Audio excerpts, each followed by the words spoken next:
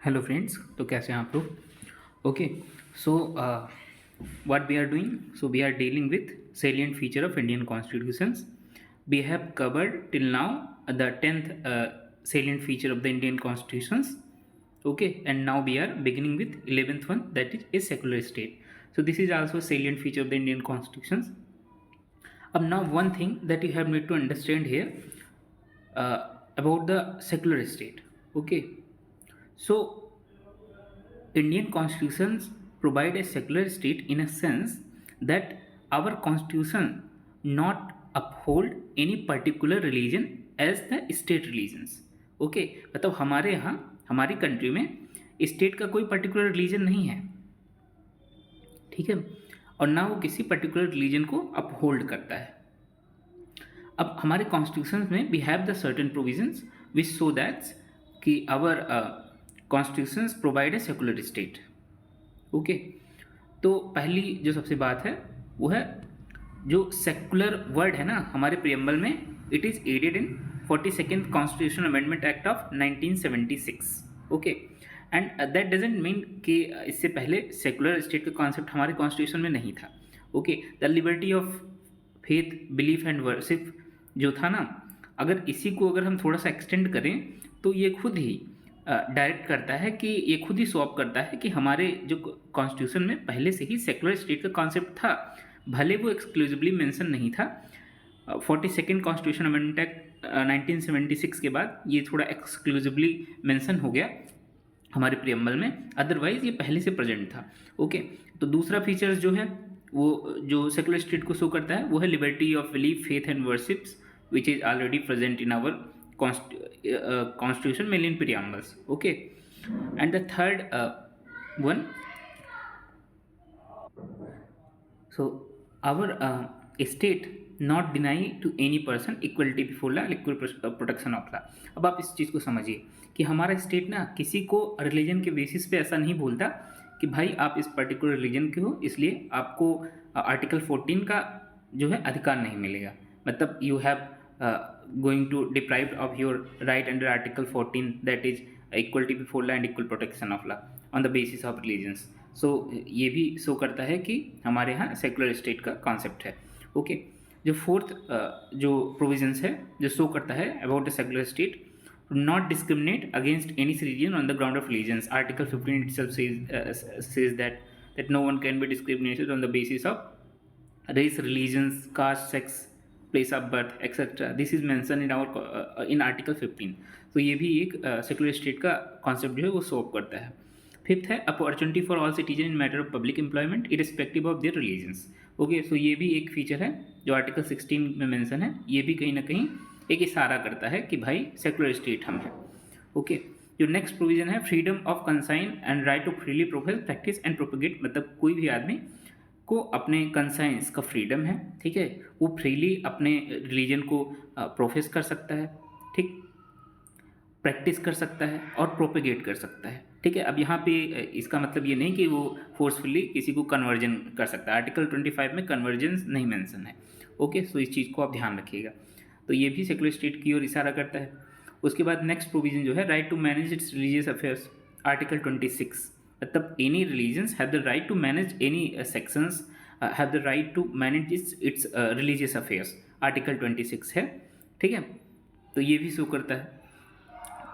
उसके बाद है no person shall be compel to pay, मतलब किसी भी आदमी को कंपेल नहीं किया जा सकता कि भाई आप टैक्स पे करो किसी पर्टिकुलर रिलीजन के प्रमोशन के लिए।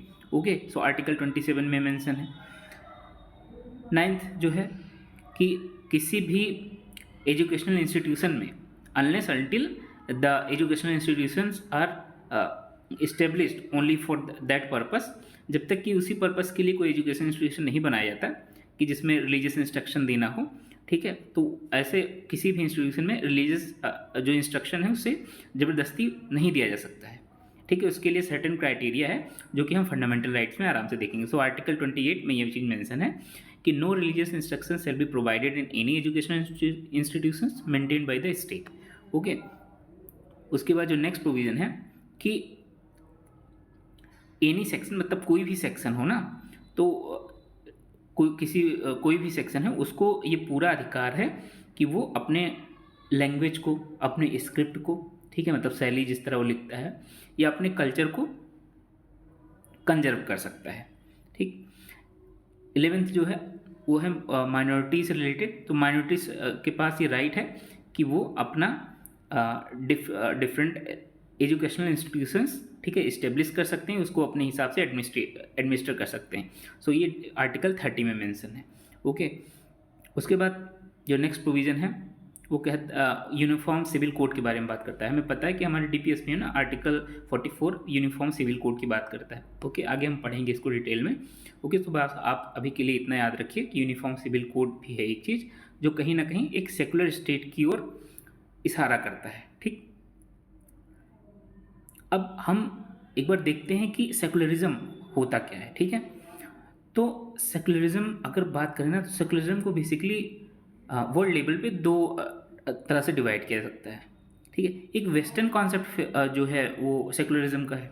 ठीक है, हम यहाँ पे मेनली बात करेंगे एक वेस्टर्न कॉन्सेप्ट सेकुलरिज्म का क्या मतलब है, और अपने जो इंडियन कॉन्सेप्ट में जो सेकुलरिज्म है उसका क्या मतलब है। तो वेस्टर्न कॉन्सेप्ट जो है ना वो निगेटिव सेकुलरिज्म की बात करता है। अब निगेटिव सेकुलरिज्म की का मतलब यहाँ पे क्या है कि स्टेट जो है ना वो अपने आप को किसी भी रिलीजन से अलग रखेगा। मतलब state have no interference in the matter of religions. Okay भाई, आपका ये पर्सनल रिलीजन है, आप अपने हिसाब से डील करो। ठीक है, state have nothing to do with religions. Okay, so ये निगेटिव कॉन्सेप्ट है। वहीं अगर हम अपनी कंट्री की बात करें तो हमारे यहाँ मल्टी रिलीजियस सोसाइटी है। ठीक है, ऐसी सोसाइटी में स्टेट बहुत समय तक अपने आप को रिलीजन से दूर नहीं रख सकता। भाई कल को लड़ाई दंगे होंगे मल्टी रिलीजियस सोसाइटी में, so who will going to maintain the land order about this. तो स्टेट की जिम्मेदारी बनती है, ठीक है, कि स्टेट जो है सभी रिलीजन को इक्वली प्रोटेक्ट करेगा। ओके, ऐसा नहीं कि हिंदू मुस्लिम से लड़ाई कर रहा है, अपने रिलीजन के लिए स्टेट कुछ बोलेगा ही नहीं। ठीक है, ऐसे तो क्योस सोसाइटी में क्रिएट हो जाएगा। इसलिए हमारे यहाँ पॉजिटिव कॉन्सेप्ट है कि जो स्टेट है ना वो हर एक रिलीजन को रिस्पेक्ट करेगा। ठीक है, ओके, एंड हर एक रिलीजन को प्रोटेक्ट करेगा। सो ये पॉजिटिव कॉन्सेप्ट ऑफ सेकुलरिज्म का है। ठीक, लेकिन इसके बावजूद भी अगर हम देखें ना तो हमारे जो कंट्री में ना अभी भी इतने सेफगार्ड होने के बावजूद भी रिलीजियस रियॉट्स वगैरह होते रहते हैं। ठीक है, सो ये अच्छी बात नहीं है। ठीक, जो नेक्स्ट सेलियंट फीचर है इंडियन कॉन्स्टिट्यूशन का वो है यूनिवर्सल अडल्ट फ्रेंचाइजी। अब इसका मतलब देखते हैं। ठीक है, तो इसका मतलब जो हमारे कॉन्स्टिट्यूशन में है, ठीक, अब पहले हमारे कॉन्स्टिट्यूशन में जो वोटिंग की एज मेंशन थी वो 21 ईयर मेंशन थी। ठीक है, लेकिन इसे 61st कॉन्स्टिट्यूशन अमेंडमेंट 1989 के थ्रू इसे घटाकर 18 ईयर कर दिया गया। ठीक है, अब इसके कुछ क्रिटिसिज्म भी हुए, ठीक है, और भी चीज़ें हुई, लेकिन इसको 61st कॉन्स्टिट्यूशन अमेंडमेंट एक्ट 1989 के थ्रू 21 से घटाकर वोट डालने की एज को 18 ईयर्स कर दिया गया। ओके, सो हमारे यहाँ यूनिवर्सल एडल्ट फ्रेंचाइजी का कॉन्सेप्ट है। ठीक है, हर एक बंदा जो कि 18 साल से बड़ा है या 18 साल का है वो वोट कर सकता है। ओके, सो आप इसको ध्यान रखेंगे। अब देखो, यूनिवर्सल एडल्ट फ्रेंचाइजी ना इंडिया में प्रोवाइड करना अपने आप में एक बड़ी चीज़ है, एक बोल्ड एक्सपेरिमेंट इसको माना जाता है, क्योंकि हमारी इसके पीछे कुछ रीज़न दिए जाते हैं कि हमारी कंट्री का साइज जो है ना बहुत बड़ा है। ठीक है, उसके बाद इतनी ज़्यादा पॉपुलेशन है, सबको वोट देना, उस वोटिंग राइट देना, यूनिवर्सल एडल्ट फ्रेंचाइजी देना, सबको इलेक्शन में पार्टिसिपेट करवाना अपने आप में बड़ी चीज़ है, एक चैलेंजिंग टास्क है। ओके, अपने यहाँ इतनी गरीबी है, सोशल इनइक्वलिटी है, ओवरवेलमिंग मतलब इलिटरेसी भी है। सो ऐसे मतलब इतने प्रॉब्लम के बावजूद भी किसी कंट्री ने अगर यूनिवर्सल एडल्ट फ्रेंचाइजी दिया ना तो अपने आप में वो काफ़ी बड़ी चीज़ है, एक बोल्ड एक्सपेरिमेंट माना जाता है। ठीक है, अब बताओ कि अगर ऐसे लोगों को मतलब हर किसी को मिलने के बाद ना यूनिवर्सल एडल्ट फ्रेंचाइजी, लोगों के अंदर सेल्फ रिस्पेक्ट की भावना बढ़ गई। ठीक है, क्योंकि उनको लगा ना कि देखो हम ऐसा नहीं कि हम इग्नोर हैं अपनी कंट्री में। ठीक है, हमको भी राइट है कि हमारा भी पार्टिसिपेशन गवर्नमेंट को चुनने में हो सकता है, तो वो खुद को थोड़ा एम्पावर फील करेंगे। ठीक है, थोड़ा उनके अंदर सेल्फ रिस्पेक्ट की भावना आएगी, उनकी प्रेस्टाइज जो है उस पर थोड़ा बढ़ोतरी होगी। ठीक है, तो ये इसका इम्पैक्ट है। उसके बाद जो नेक्स्ट स्पेशल जो सेलिएंट फीचर है वो है सिंगल सिटीजनशिप का, ठीक है। तो हमें हमारे कंट्री में फेडरल कॉन्स्टिट्यूशन है, ठीक है, स्टेट का एंड सेंटर का कॉन्स्टिट्यूशंस, मतलब अलग अलग सब्जेक्ट हैं, ठीक है। कॉन्स्टिट्यूशन तो सेम है, सिंगल कॉन्स्टिट्यूशन है, बट सब्जेक्ट डिवाइड है। डुअल पॉलिटी है हमारे यहाँ सेंटर एंड स्टेट की। इसके बावजूद भी सिटीजनशिप का जो कॉन्सेप्ट है वो सिंगल है। लेकिन if you are going to see the USA, तो यूएसए में डुअल सिटीजनशिप का कॉन्सेप्ट है, ठीक है। वहाँ के citizens dual set of rights को एंजॉय करते हैं। एक राइट जो यूएसए, ठीक है, as a country whole level पे एंजॉय करते हैं, दूसरा जो उनका स्टेट उन्हें प्रोवाइड करता है, ओके। लेकिन हमारे यहाँ सिंगल सिटीजनशिप का कॉन्सेप्ट है। अब देखो, सिंगल सिटीजनशिप का कॉन्सेप्ट होने के बाद भी हमारे यहाँ कम्युनल रियाट्स होते रहते हैं, क्लास कॉन्फ्लिक्ट होते रहते हैं, कास्ट बेस्ड वॉर होते रहते हैं। अब आप यही सोचिए कि अगर स्टेट लेवल पे भी उनकी डिफरेंट सिटीजनशिप को रिकॉग्नाइज किया जाता तो कितना डिसइंटीग्रेट हो सकती थी हमारी society, okay. So this was the one of the salient feature. Next salient feature जो है हमारे यहाँ इंडिपेंडेंट बॉडीज़ का है, ठीक। तो हमारे यहाँ कुछ इंडिपेंडेंट बॉडीज़ हैं, उसके बारे में बात करते हैं। जैसे इलेक्शन कमीशन ऑफ इंडिया हो गया। तो इलेक्शन कमीशन ऑफ इंडिया का काम क्या है, ये आप इस चीज़ को ध्यान रखेंगे कि इलेक्शन कमीशन ऑफ इंडिया है वो किन किन लोगों का इलेक्शन करवाता है।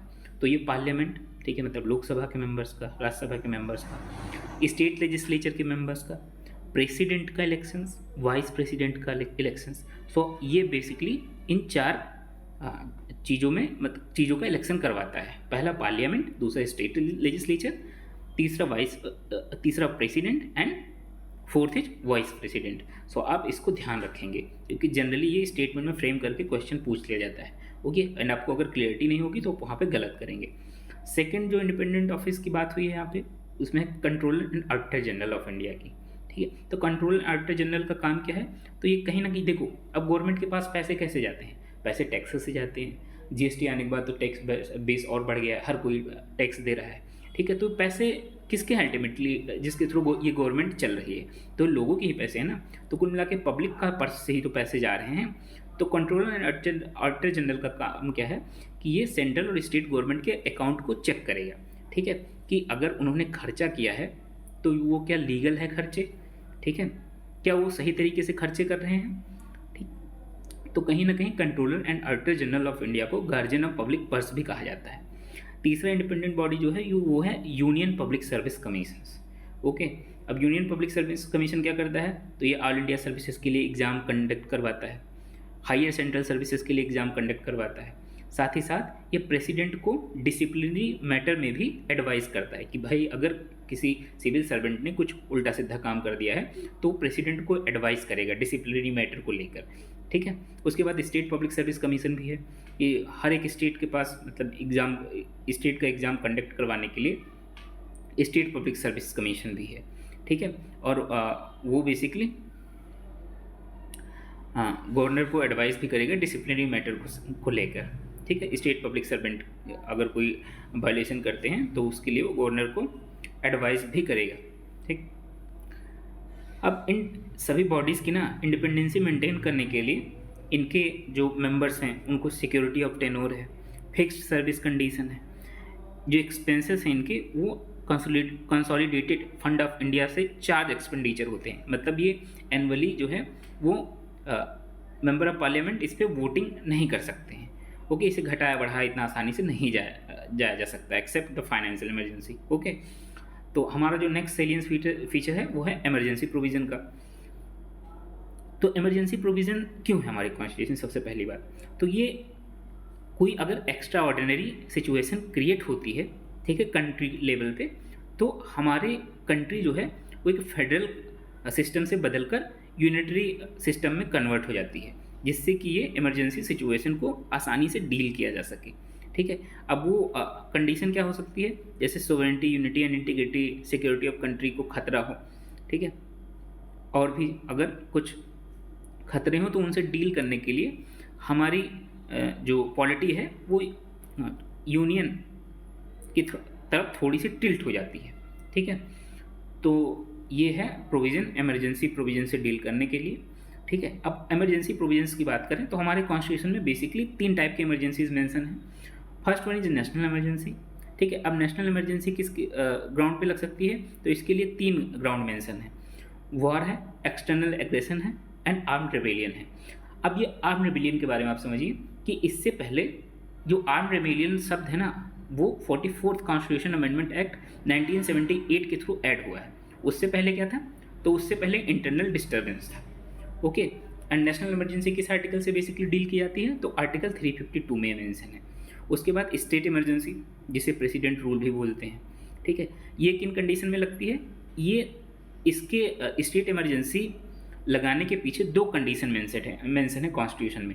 एक अंडर द आर्टिकल 356, मतलब वो कहता है कि अगर स्टेट की कॉन्स्टिट्यूशनल मशीनरी जो है अगर वो फेल हो जाती है, तो उस ग्राउंड पे स्टेट इमरजेंसी यानी प्रेसिडेंट रूल्स अंडर आर्टिकल 356 लगाया जा सकता है, ठीक है। उसके बाद जो दूसरा ग्राउंड मेंशन है वो आर्टिकल 365 में मेंशन है, जो कहता है कि अगर सेंटर कोई डायरेक्शन देता है स्टेट को और उस डायरेक्शन को स्टेट मानने से इनकार कर देता है, तो उस बेसिस पे सेंटर जो है प्रेसिडेंट रूल यानी स्टेट इमरजेंसी उस स्टेट पे लगा सकता है।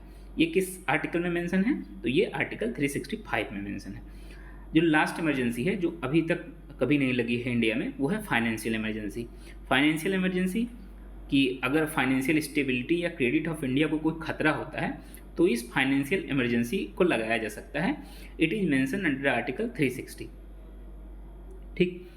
तो अब इस इमरजेंसी सिचुएशन को डील करने के लिए हमारा जो पॉलिटिकल सिस्टम है ना, वो फेडरल सिस्टम से तुरंत यूनिटरी सिस्टम में कन्वर्ट हो जाता है, और ये one of the unique feature है इंडियन कॉन्स्टिट्यूशन में, ठीक है। ये दुनिया के और कॉन्स्टिट्यूशन में ऐसा कुछ नहीं है जनरली, जो कि इंडिया में प्रेजेंट है, तो ये एक यूनिक फीचर है इंडियन कॉन्स्टिट्यूशन में, ठीक है। उसके बाद हमारे यहाँ 3 टायर ऑफ गवर्नमेंट सिस्टम है। देखो 73rd and 74th constitution amendment act 1992 से पहले हमारे यहाँ 2 टायर गवर्नमेंट सिस्टम थी, एक सेंटर की थी, एक स्टेट की थी। लेकिन क्या हुआ कि इस अमेंडमेंट एक्ट के थ्रू हमारे यहाँ 3rd टायर गवर्नमेंट भी ऐड हो गई, जिसे लोकल गवर्नमेंट भी बोला जाता है, ठीक। तो 73rd कॉन्स्टिट्यूशन अमेंडमेंट एक्ट 1992 क्या करता है, तो ये पंचायत की बात करता है, रूरल लोकल सेल्फ गवर्नमेंट की बात करता है। अब ये अमेंडमेंट 73rd अमेंडमेंट एक्ट एक पार्ट जो कि पार्ट नंबर 9 है एंड एक नया शेड्यूल जो कि 11 शेड्यूल है उसको कॉन्स्टिट्यूशन में ऐड करता है, ठीक। उसके बाद ये जो पंचायत लेवल पे है ना, तो अब जिस पंचायत को 3 लेवल में डिवाइड किया गया है, एक विलेज लेवल की पंचायत होगी, एक इंटरमीडिएट लेवल की पंचायत होगी मतलब जो ब्लॉक लेवल पे बैठेगी, और जो लास्ट होगी वो डिस्ट्रिक्ट लेवल पे पंचायत बैठेगी, ठीक है। सिमिलरली 74th अमेंडमेंट एक्ट 1992 भी पास हुआ, जो कि म्यूनिसिपैलिटीज़ के बारे में बात करता है। इस अमेंडमेंट एक्ट ने, ठीक है, एक पार्ट जो कि पार्ट 9A है उसको एंड एक नया शेड्यूल जो कि शेड्यूल 12 है उसे ऐड किया अपने कॉन्स्टिट्यूशन में, ठीक है। और 3 टाइप ऑफ म्यूनिसिपैलिटीज़, जैसे 3 टाइप ऑफ पंचायत मेंशन थी, वैसे 3 टाइप ऑफ म्यूनिसिपैलिटीज़ भी मेंशन है। एक नगर पंचायत है, नगर पंचायत जो ऐसे एरिया के लिए होगा जो एरिया रूरल से अर्बन एरिया की ओर ट्रांजिशन उनका हो रहा है धीरे धीरे, तो उनके लिए नगर पंचायत होगी। दूसरा म्युनिसिपल काउंसिल होगी, वो अर्बन एरिया जो साइज में छोटे हैं उनके लिए म्युनिसिपल काउंसिल होगी। लास्ट होगा म्युनिसिपल कॉरपोरेशंस, एक लार्जर अर्बन एरिया के लिए होगा, ओके। उसके बाद हमारा जो नेक्स्ट सेलिएंट फीचर आता है वो है कोऑपरेटिव सोसाइटी का। तो 97th constitution amendment act 2011 cooperative society को रिकॉग्निशन देता है, ठीक है।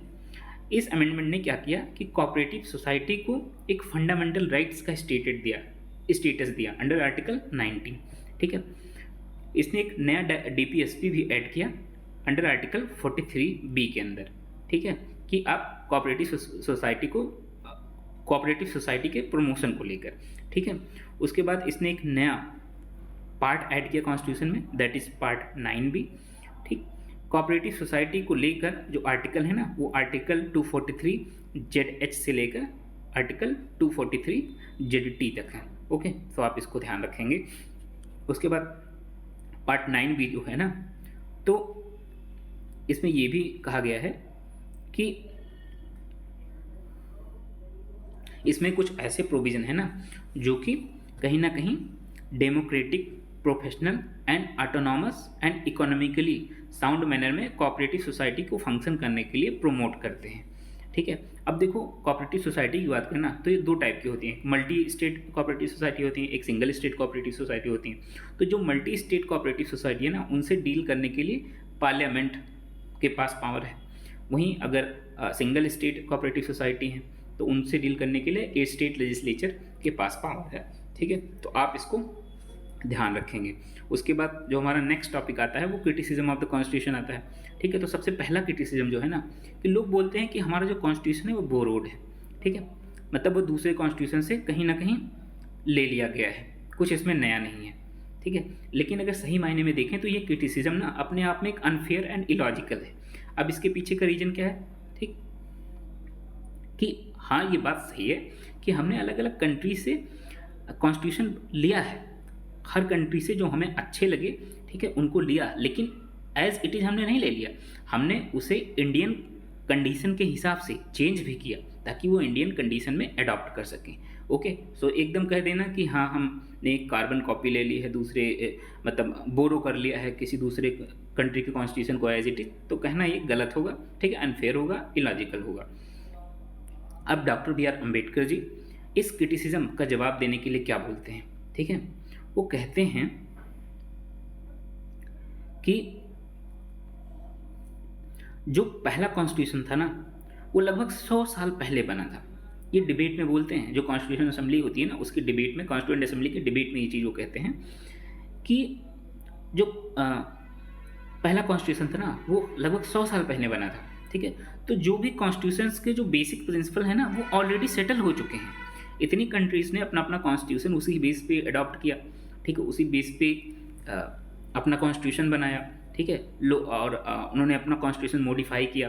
ठीक, तो उसी हिसाब से कॉन्स्टिट्यूशन के जो बेसिक प्रिंसिपल हैं ना वो सेटल हो चुके हैं। ठीक है, तो अगर आप देखेंगे ना हर एक कॉन्स्टिट्यूशन को अगर एक हिसाब से देखेंगे ना तो कहीं ना कहीं मतलब कई प्रोविजन में एकदम सिमिलर से दिखेंगे। ठीक है, क्योंकि जो बेसिक टेनेट्स हैं ना कॉन्स्टिट्यूशन के वो तो ऑलरेडी सेटल हो चुके हैं। ठीक है, हाँ अगर कुछ नया है ना तो इस कॉन्स्टिट्यूशन में ये है कि उसे हमने अपने इंडियन कंडीशन के हिसाब से अडॉप्ट किया है। हमने ब्लाइंड कॉपी किसी देश की किसी कंट्रीज से उनका कॉन्स्टिट्यूशन का ब्लाइंड कॉपी ही नहीं ले लिया है।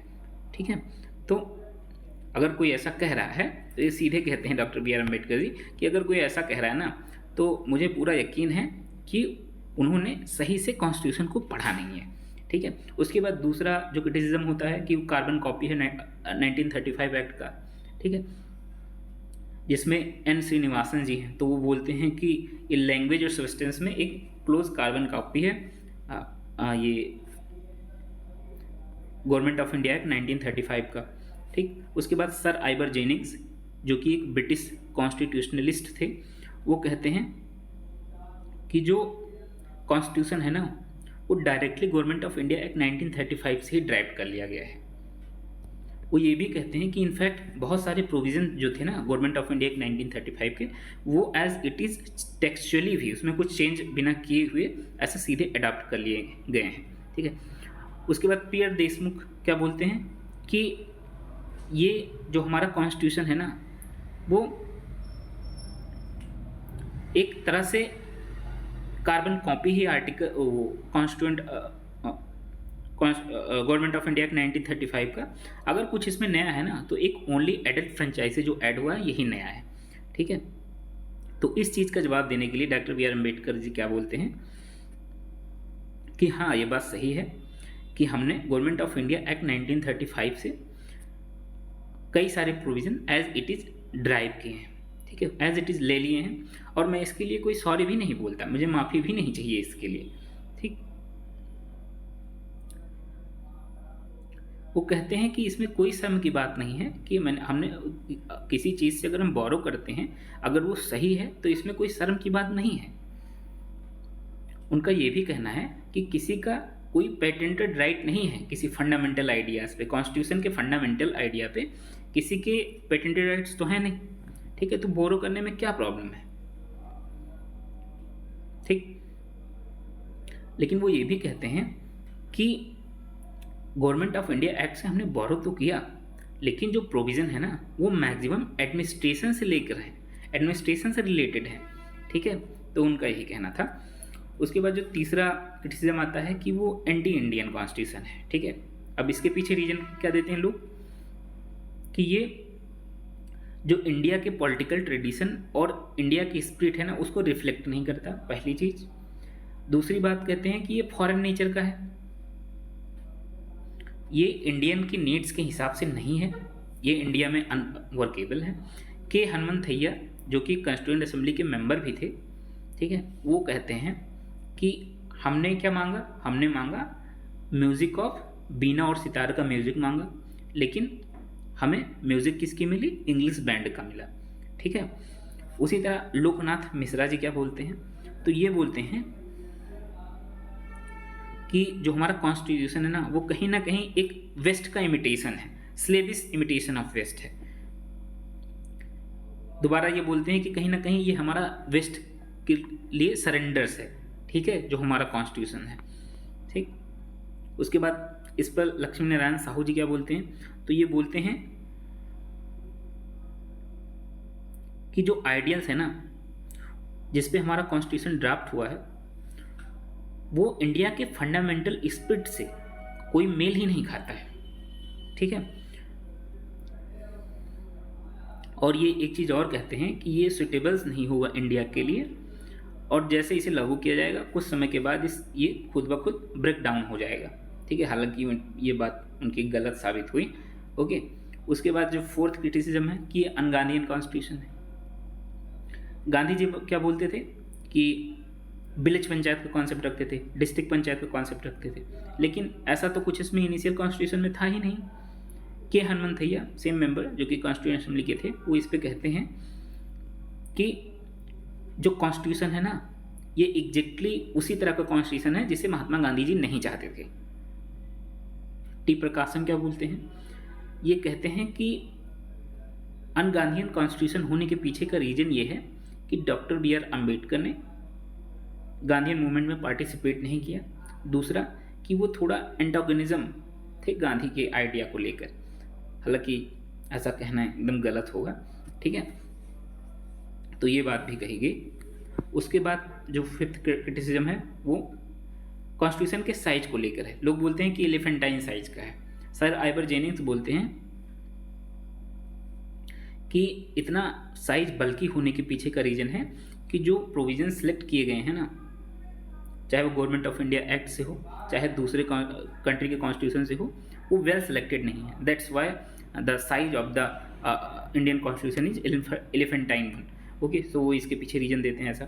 एच.वी. कामत कॉन्स्टिट्यूंट असेंबली के मेंबर थे, वो भी कहते हैं कि जो हमारा एम्बलम है ना उसको हमने एलिफेंट को अडॉप्ट किया है, तो शायद ये जो एम्बलम है ना वो एलिफेंट वो कहीं ना कहीं कॉन्स्टिट्यूशंस के साइज को ही रिप्रेजेंट करने के लिए इसमें एलिफेंट को एज ए एम्बलम चूज़ किया गया था, ठीक। और ये कहते हैं कि मुझे पूरा भरोसा है कि हाउस इस बात को एक्सेप्ट नहीं करेगा, ठीक। उसके बाद जो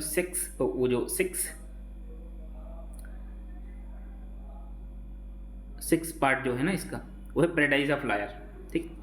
तो ये बोलते हैं कि जो इंडियन कॉन्स्टिट्यूशन है ना वो काफ़ी लीगलिस्टिक और कॉम्प्लिकेटेड है, ये कहीं ना कहीं लॉयर का पैराडाइज है।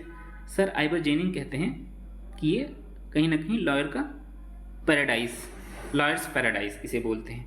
H.K. माहेश्वरी भी बोलते हैं इसके बारे में कि ये इसलिए बनाया गया ताकि जो इतना जो पैराडाइज ऑफ लॉयर इसलिए है क्योंकि इससे क्या होगा कि लोगों में लिटिगेशंस लोगों का बढ़ेगा तो वो लॉ कोर्ट जाएंगे, ठीक है। तो उन्हें जो ट्रूथ एंड नॉन वायलेंस का जो प्रिंसिपल है, ठीक है, उससे उनका भरोसा हटेगा। वो ये भी कहते हैं कि ये कहीं ना कहीं जो लिटिगेशन है ना वो हमारे जो एबल्स इंडिजीनियस लॉयर हैं उनको प्लेंटी ऑफ वर्क देगा, ओके। सो आप इसको ध्यान रखेंगे। लोग बोलते हैं कि एक लॉ मैनुअल की तरह है, मतलब इजली अंडरस्टैंड इसे नहीं किया जा सकता है, ठीक है, एक नॉर्मल आदमी इसे नहीं समझ सकता है, तो ऐसा भी लोग बोलते हैं। उसके बाद इसके बाद कुछ पार्ट ऑफ कॉन्स्टिट्यूशंस आते हैं, उसका भी हम एक ग्लांस लेंगे। ओके, उसके बाद जो पार्ट्स के बाद हम लोग देखेंगे कुछ इम्पॉर्टेंट आर्टिकल को, उसके बाद हम हमारे कुछ जो शेड्यूल है ना उनको हम देखेंगे। ठीक, तो हम इसको नेक्स्ट वीडियो में देखेंगे। इस वीडियो में बस इतना ही। So take care friends, thank you.